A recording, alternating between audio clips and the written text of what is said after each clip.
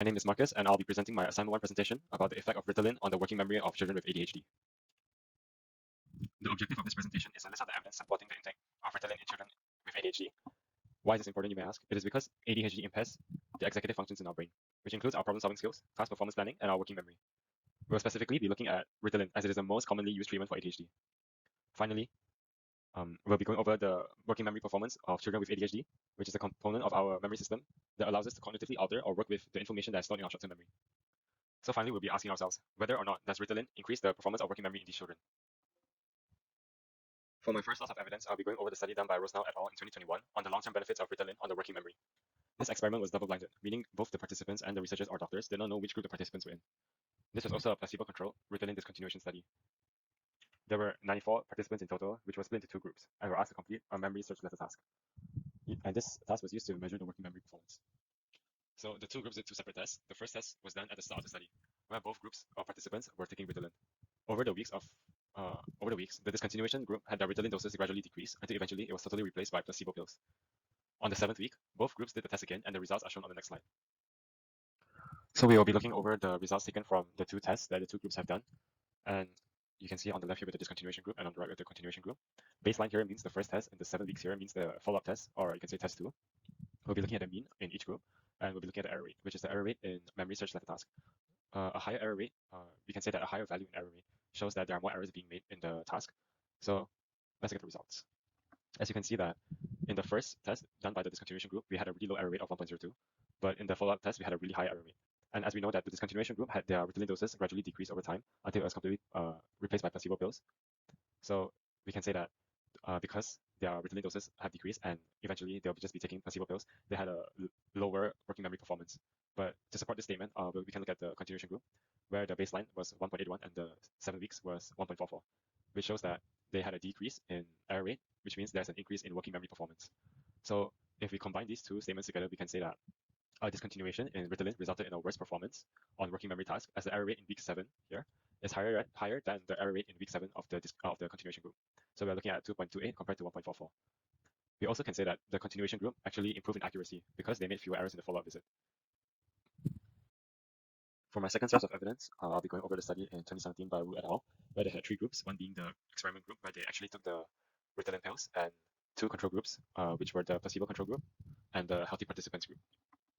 The experiment was a single-blinded test where only the researchers knew which treatment or group is being given to the specific participants throughout the whole study.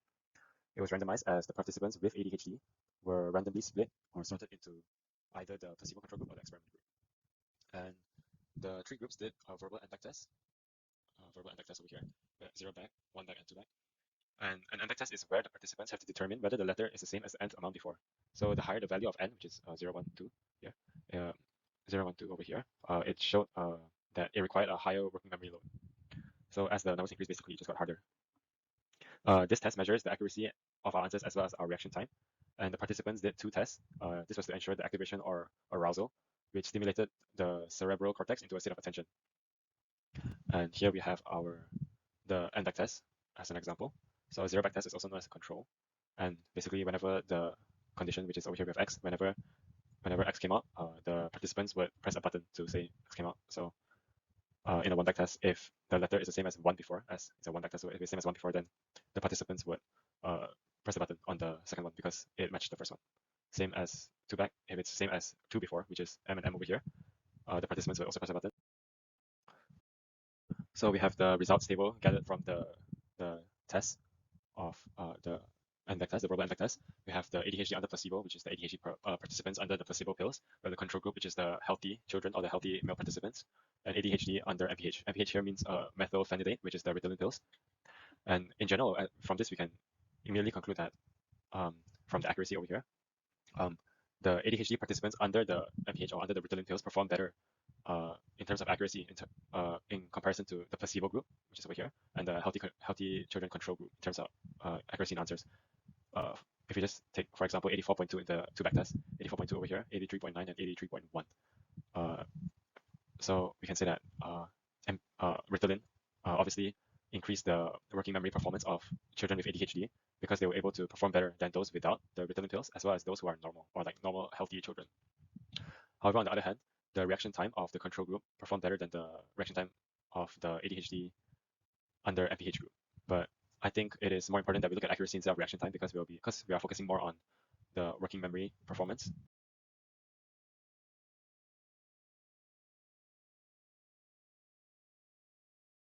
Finally, I'll be going over my third evidence, which is a very recent study done in 2021 by LauJunHan et al., where they have made use of virtual reality to evaluate brain activity.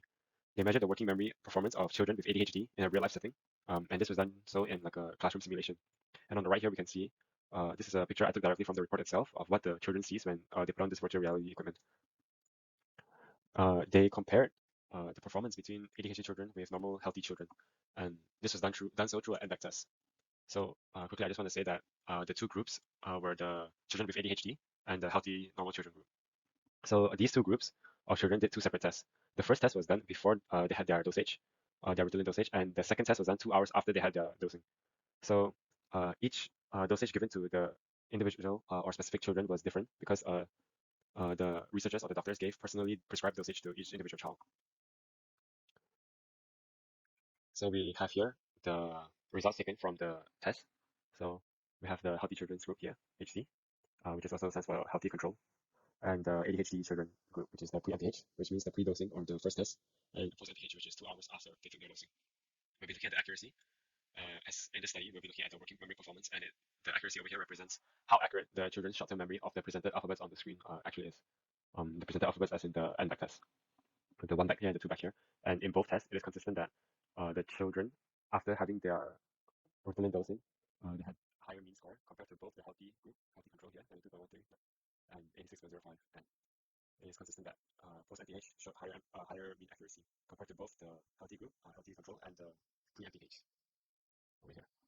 So from this, as a whole, we can conclude that children 2 hours after taking the Ritalin dose showed higher accuracy mean in both one back and two back tests compared to the test before taking their doses.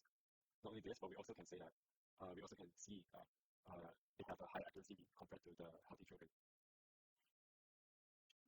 For my evaluation of evidence, I'll be going over my three sources. And for source one, the pros of this source was its randomized controlled trial. This study was randomized, double-blinded, and also used a placebo trial as a control group, making it the best way to study efficacy and safety of Ritalin, and it is less likely to produce biased results. However, the cons is its reliability, as it only has 94 total participants which were analyzed. Thus, this result, the result obtained may or may not be consistent if this experiment was repeated in the future. For source two, the pros is it has two control groups. This study compared children with ADHD under Ritalin with children in the placebo trial, and this proves the efficacy of Ritalin. While children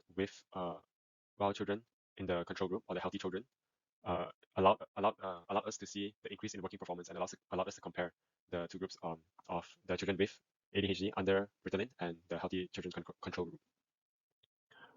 The cons of the study, on the other hand, it's extremely small sample size, as it only has 32 children with ADHD, and you could say it is biased because it only showed all male children, and this cannot represent the larger population of children with ADHD, as it is possible for female children to develop ADHD at a young age as well.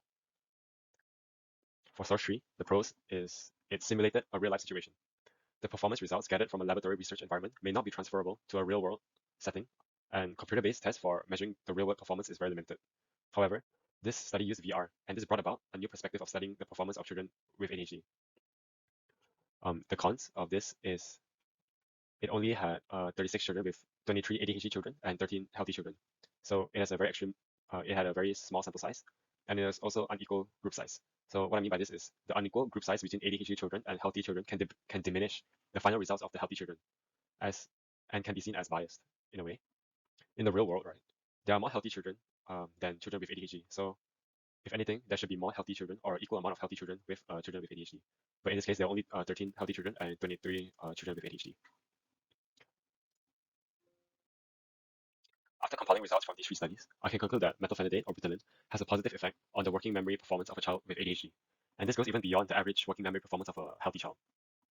Discontinuing methylphenidate showed evident decreases in performance, while continuously intaking showed long-term benefits, such as increase in accuracy. Finally, all my sources were taken from peer-reviewed and fairly recently studied sources or studies. So these are updated research, so I can make sure that my research or my points are not outdated, and also provide a new perspective of studying ADHD. And an example of this is VR, that was my last source. This VR study allowed us to study children with ADHD in a real-life situation, something that can't be replicated through traditional laboratory means. That is all from me. Thank you